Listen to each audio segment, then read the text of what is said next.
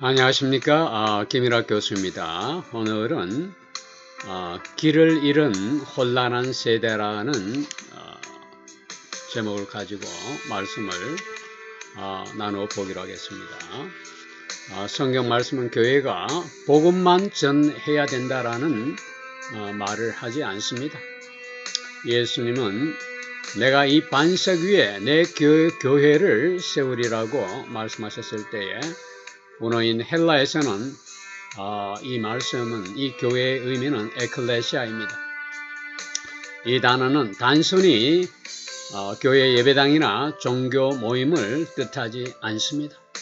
당시 헬라에서는 헬라에 있어서 에클레시아는 도시를 움직이는 정치적인 모임, 오늘날 의회와 같은 그런 의미를 지니고 있었습니다. 다시 말해서 예수님은 내가 이 땅 위에 나의 백성의 모임인 하늘나라를 세우시겠다는 그런 말씀을 선포하신 것입니다. 교회는 세상과 분리된 공간이 아니라 세상 한가운데서 빛과 소금의 역할을 감당하는 공동체입니다. 우리가 믿음으로 세상을 비추지 않는다면 누가 이 혼란한 이 나라의 질서를 바로 잡을 수 있으며 진리로 이끌 수 있겠습니까? 정치는 혼란스럽지만은 바로 그 혼란한 가운데 교회가 하나님의 말씀을 들고 일어서야 된다는 말입니다. 예수님은 우리를 세상의 빛으로 부르셨다는 말씀을 분명히 적고 있습니다. 빛은 어둠 속에서만 의미가 있고 그 존재의 가치를 나타내는 것입니다.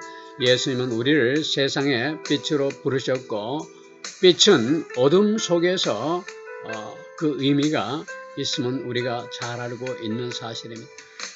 우리가 어디에 있든지 가정에서나 직장에서나 사회나 모든 공동체 가운데서 교회의 본질과 말씀의 본질을 붙들고 세상 속에서 이를 실천하며 살아내는 그런 용기와 결단이 반드시 필요한 시대입니다.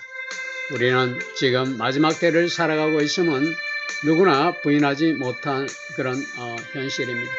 마태복음 24장 14절 말씀에서 보면 이 천국 복음이 모든 민족에 증언되기 위하여 온 세상에 전파되리니 그제야 끝이 오리라고 말씀하셨습니다. 예루살렘에서 시작된 복음이 온 세계와 땅 끝까지 이르게 될 때 그 다음 단계로 예수님의 재림이 임하게 된다는 말이지요. 그런데 이 말씀이 우리가 살고 있는 이 시대에 성취되어 가고 있다는 사실을 여러분들은 깨닫고 계십니까? 오늘 우리가 살고 있는 이 세대는 길을 잃어버린 세대입니다. 역사상 자살률이 가장 높고 실직률이 가장 높고 마약과 음란물에 가장 위와 아래 좌우 관계없이 중독된 세대이기도 하며 객관적으로 바라보아도 가장 불행한 세대가 길을 잃은 이 세대입니다. 요즘 젊은 세대는 본질적인 그런 진리를 갈망하고 있습니다. 잠시 스쳐가는 그런 유행이 아니라 평생 동안 육신의 몸이 죽을 때까지 변하지 않는 그런 진리를 갈망한다는 말입니다. 지난 30년 동안 교회는 신자들에게 성도들에게 무엇을 가르쳤는가를 반성하는 시간이 되었으면 합니다. 젊은 이들을 교회로 끌어모으기 위해서는 성경 진리에 대해 말하지 말고 성경적인 결혼이나 가정에 대해서 언급하지 말고 그 대신 누구든지 환영하는 것이 교회다라고 가르치지 않았습니까? 죄에 대해서 말하지 않는 그런 비겁한 침묵을 보인 것이 교회가 아니었습니까? 예수님의 사랑만 전하는 그런 왜곡되고 본질을 변질시켜버린 그런 교회가 교회의 가르침이 오늘날까지 행해지지 않았습니까? 우리가 예수님을 전해야 하는 것은 사실이지만은 젊은 이들이 교회에 와서 죄와 회개에 대한 말씀을 한 번도 듣지 못하고 단지 하나님은 사랑이시다는 말과 하나님께 예수님께 삶을 드리라는 말을 반복적으로 듣고 자신이 지옥에 가는 죄인이라는 사실도 깨닫지 못하고 있는 것이 현실입니다. 예수님을 구주로 영접할 이유가 전혀 없는 세대입니다. 이처럼 오늘날 복음은 세상의 모든 사람들을 교회 안으로 끌어모으기 위해 복음을 타협하고 희석하는 방식으로 가르쳐짐으로 해서 교회는 깊은 병에 몸부림치고 있습니다. 세상은 모든 것이 좋고 행복하니 있는 그대로를 받아들이게 하고 있는 그대로의 삶을 즐기면서 살라고 가르칩니다. 하지만 사람들은 스스로 영적인 그런 부르짖음을 부르짖고 있습니다. 혼란스럽다, 뭔가 세상이 잘못되어도 크게 잘못되었다라는 탄식과 한숨이 영적으로 육신적으로 그냥 입에서 흘러나오고 있는 그런 세대입니다. 성경은 분명하게 그 이유를 우리들에게 적고 있습니다. 너희가 고통받는 것은 하나님의 법과 명령을 따르지 않았기 때문이라고 분명하게 말씀을 하고 있습니다. 그리고 우리는 모두 그 법을 완전히 지킬 수는 없습니다. 로마서 3장 23절 말씀해 보면 모든 사람이 죄를 범하였으며 하나님의 영광에 이르지 못한다라고 적고 있습니다. 그렇기 때문에 우리에게는 예수 그리스도가 필요하다는 말입니다. 오늘날 복음은 지난 30년 동안 모든 사람들을 끌어모으기 위해 복음을 희석하자는 방식이어서 세상과 타협하여 사람들의 기분을 상하지 않게 하기 위해 동성애와 낙태에 대해서 말하지 않고 비겁하게 침묵하는 목사들이 진리의 말씀을 변질시켜 왔다는 사실입니다. 그러나 하나님의 본성은 우리의 죄를 찌르고 회개하고 돌이키게 합니다. 예수 그리스도께서 오셔서 우리의 죄를 대신 지시고 십자가에서 죽으셨다가 사흘 부활하셔서 우리들에게 새로운 생명과 소망을 주셨습니다. 요한복음 3장 16절 말씀을 보니까 하나님이 세상을 이처럼 사랑하사 독생자를 주셨으니 이는 저를 믿는 자마다 멸망하지 않고 영생을 얻게 하려 하심이라고 분명히 말씀하고 있습니다. 세상은 우리들에게 더 많은 돈과 명예 그리고 부를 얻으려는 욕망을 주지만은 그들이 진정으로 원하는 것은 삶을 이끌어줄 그런 하나님 말씀의 진리가 아니고 무엇이겠습니까? 복음은 아주 단순합니다. 복음은 복잡하지 않습니다. 우리 모두는 죄인이다. 그러나 예수 그리스도 안에서 구원을 얻는다. 더 나아가서는 예수님은 우리를 구원하기 위해서 오셨다는 사실을 믿고 순종하는 것입니다. 이 메시지는 오늘 우리 세계가 반드시 들어야 할 진리의 말씀입니다. 그리고 교회가 이 진리의 말씀을 담대하게 타협하지 않고 선포할 때 이 세대와 다음 세대는 진리 안에서 다시 살아날 수가 있음을 우리가 알아야 되겠습니다. 여러분들 오늘날 TV, CBS 방송을 통해서 가령 방송 잘잘법이라는 방송의 실체에 대해서 잠시 말씀드리지 않을 수가 없습니다. 나무위크의 통계를 보니까 CBS 방송의 잘잘법이라는 이 코너의 시청자 수가 70만 명 이상을 넘어섰다는 그런 기록이 되어 있는 걸 봤습니다. 여러분들 CBS에서 CBS는 크리스천 브로드캐스팅 스테이션에서 따온 말인데 기독교 방송이 아닙니다. 기독교 방송의 본질과 말씀을 왜곡시켜서 세상과 타협한 그런 방송으로 전락되어 있는 아주 우려스러운 그런 방송국이 아닐 수가 없습니다. CBS 방송의 잘잘법과 같은 이런 주제에 여러분들이 시청을 하고 있다면 그것은 큰 미혹이 아닐 수가 없습니다. 이 CBS 잘잘법을 이끌고 있는 분들이 연세대학교의 김학철 교수와 청파 감리교의 김기석 목사입니다. 이 두 사람은 성경 말씀을 그대로 믿지 않는 사람이고 자의적으로 성경 말씀을 해석하는 사람들입니다. 연세대학교는 자유주의 신학에 빠져있는 대표적인 그런 학교이죠. 특히 연세대 신학대학에서는 자유주의 신학과 해방신학에 물들어 있어서 극히 염려스러운 그런 학교가 아닐 수가 없습니다. 이 말씀을 여러분들이 듣고 있다면 여러분의 영혼이 썩어져 가고 있음을 깨닫고 두려운 마음으로 돌이키기 바랍니다. 김기석 목사는 교회에 스님을 데리고 와서 강연을 하게 하고 동성애를 찬성하는 분입니다. 이 목사의 CBS 영상을 시청한 사람들의 숫자가 수백 명이 이런 것으로 보여집니다. 김 목사는 2008년 광우병 사태에 이명박을 탄핵하는 집행위였던 사람이었고 박근혜 탄핵에 앞장섰던 사람이었으며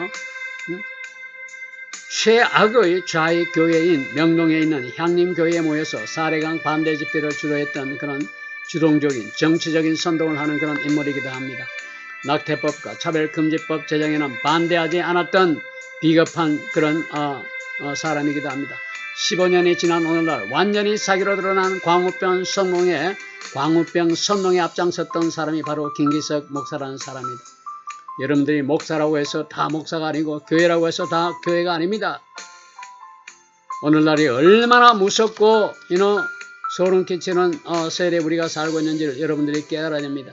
목사의 탈을 쓰고 있는 이리 때와 같은 사탄의 하수인들이 얼마나 우리 주변 교회에 스며들었는지를 여러분들이 절실히 깨달아야 됩니다.